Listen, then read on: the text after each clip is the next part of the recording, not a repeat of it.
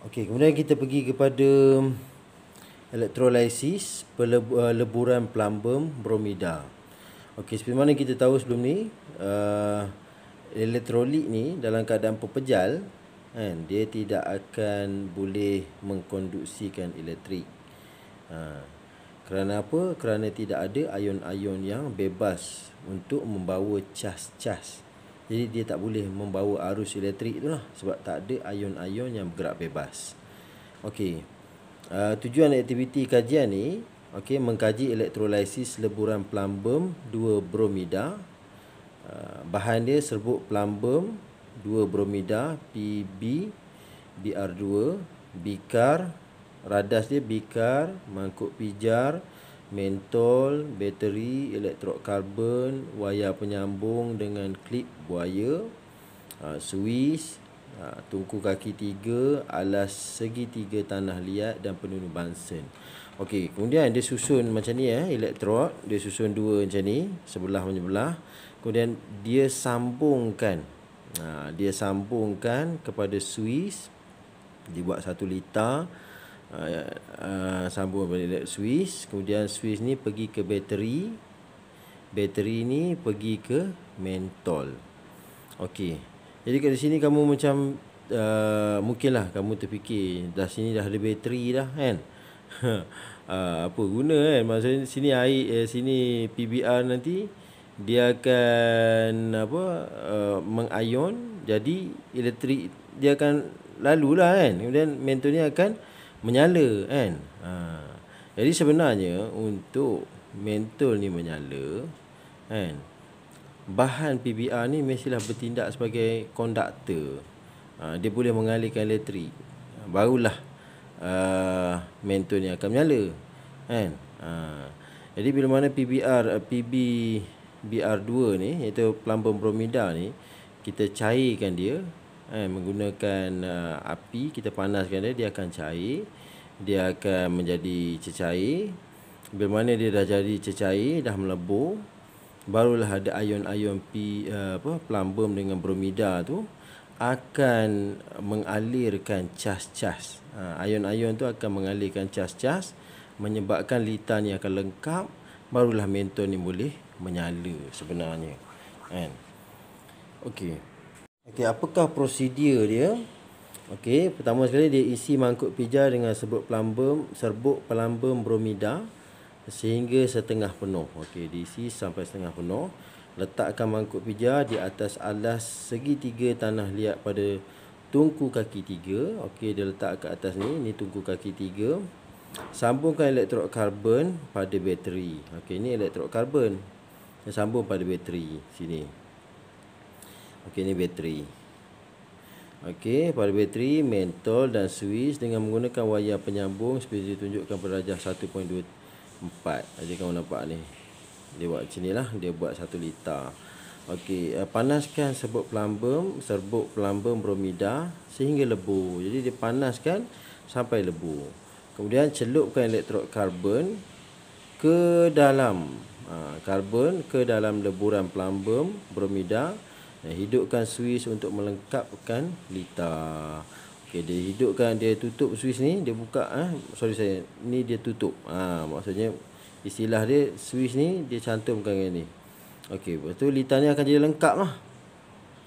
Okey, perhatikan rekod perubahan yang berlaku pada anode. Selepas 5 minit, matikan suis dengan cermat.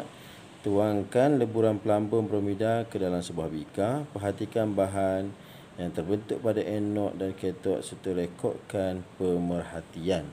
Okey, macam mana saya beritahu kamu pada semalam, kamu kena ingat ni, ion negatif, ni negatif, dia akan pergi ke anode, ANOD. Jadi kamu ambil N tu, N tu negatif, N tu negatif. Okey, jadi ion negatif ni dia akan pergi pada anode. Okey, jadi ion negatif tu kita bagi dia anion. Anion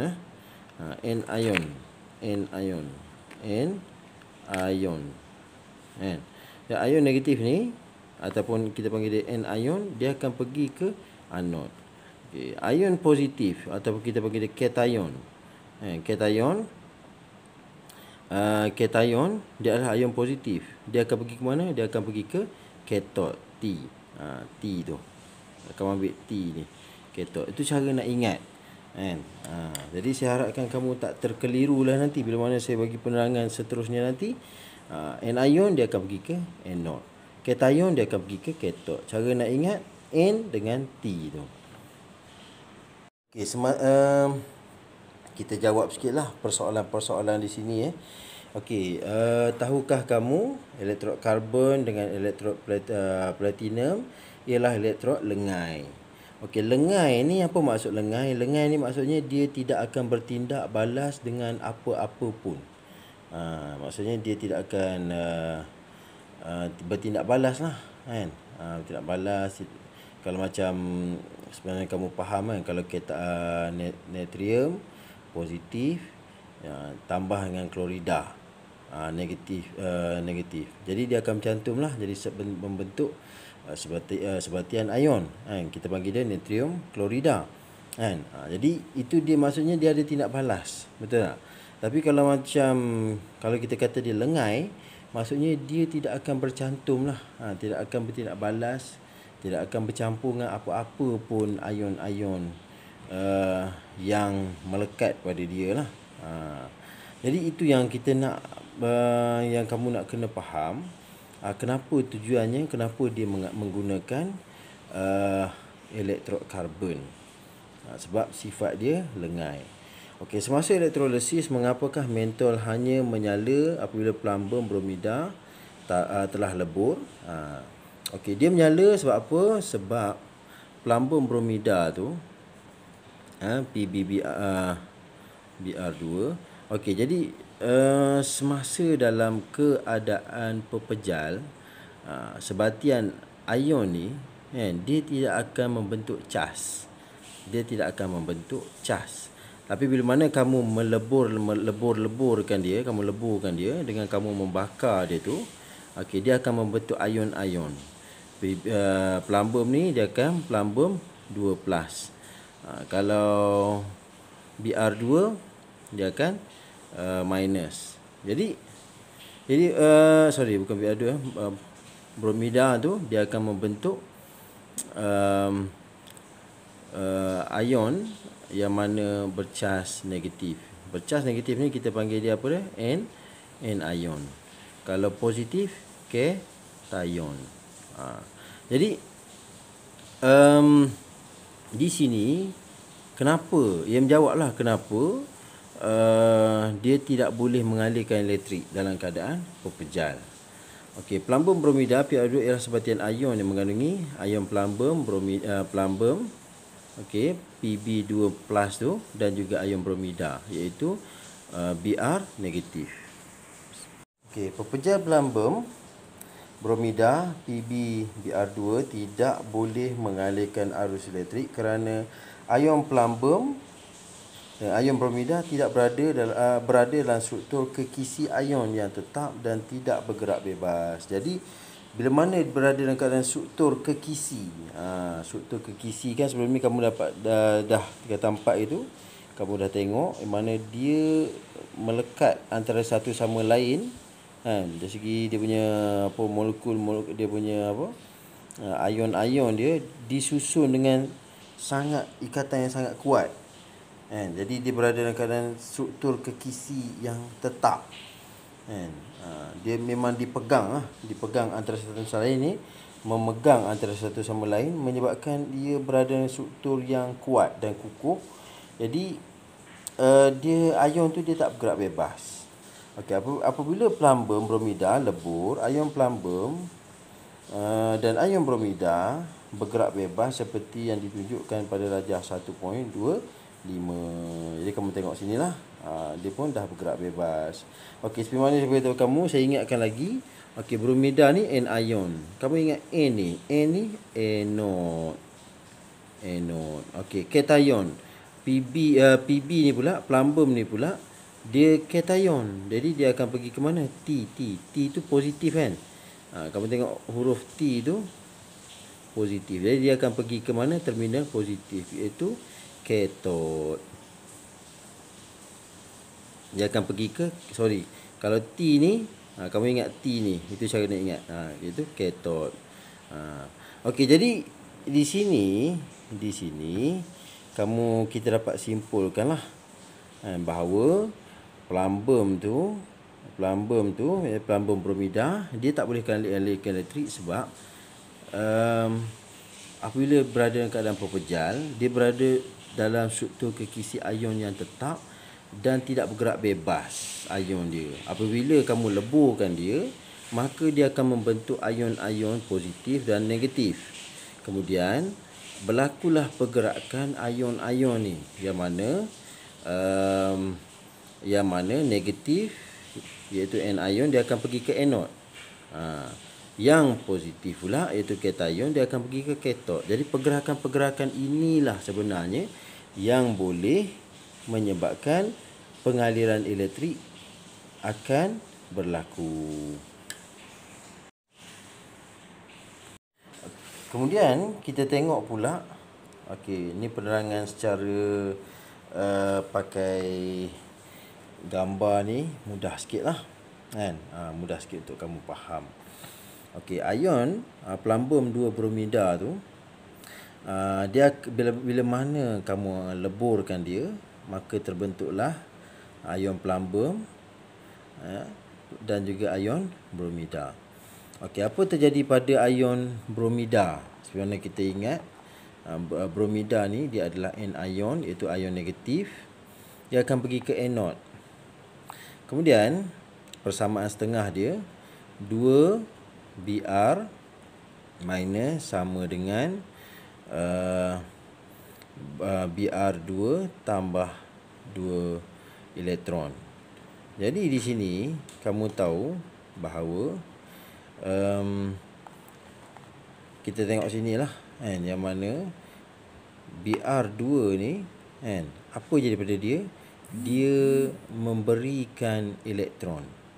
Dia melepaskan elektron. Itu yang berlaku di mana? Di anode. Kemudian gas perang dibebaskan. Sebab apa? Sebab dia bukan lagi ion. Apabila dia lepaskan elektron, dia bukan lagi ion. Dia adalah bromin. Ni. Bromin tu adalah jenis gas. Jadi gas tu adalah gas bromin, iaitu gas berwarna perang dibebaskan. Nama hasil yang terbentuk pada anode kita panggil dia bromin. Iaitu gas bromin tu lah. Penerangan pembentukan hasil daripada anode. 2 ion bromida Br minus membebaskan 2 elektron membentuk molekul bromin. Jadi jenis tindak balas pada anode adalah pengoksidaan. Kalau kamu ingat lagi yang tajuk lepas, saya ada cerita pada kamu, apabila sesuatu bahan tu ion ke, dia melepaskan elektron. Sekarang kita cerita dia melepaskan elektron. Bila mana dia lepaskan elektron, ia adalah tindak balas pengoksidaan. Jadi di sini kita tahulah bahawa apa yang berlaku di anode adalah pengoksidaan. Berbeza pula yang berlaku di cation. Jadi plumbum 2 plus tu dia adalah cation. Bila mana cation? Kamu ingat cation, kamu eja cation kan. Jadi T tu dia adalah positif. Cation ni positif. Dia akan pergi ke kathode. T juga tu. Tu cara nak ingat lah. Saya beritahu lagi-lagi lah supaya kamu ni ingat. Ion plumbum, dia akan pergi ke mana? Ke kathode. Dan persamaan setengah dia macam ni. Ion plumbum 2 plus tambah 2 elektron. Maksudnya sekarang ni dia menerima elektron. Dia menerima elektron. Dan bila mana dia terima elektron, dia bukan lagi ion plumbum. Dia adalah plumbum. Dia adalah atom plumbum. Dia bukan lagi ion plumbum. Okey, jadi bila mana itu terjadi, maka plumbum ni dia jadi atom plumbum, jadi pepejal kelabu terbentuk. Apakah pepejal kelabu itu? Pepejal kelabu itu adalah plumbum lah. Pepejal kelabu itu adalah plumbum. Jadi nama hasil terbentuk pada katot adalah plumbum. Okey, ion plumbum menerima 2 elektron membentuk atom plumbum. Penerangan pembentukan hasil pada katot. Inilah kita nak terangkan bahawa yang ada dekat katot tu sekarang adalah atom plumbum. Jadi kita dah belajar dah pada tajuk lepas. Kalau sesuatu ion tu dia menerima elektron, jadi dia tu sendiri mengalami tindak balas penurunan. Jadi di sini kita dapat tahulah di anode tu berlakunya pengoksidaan, di katot tu berlakunya penurunan.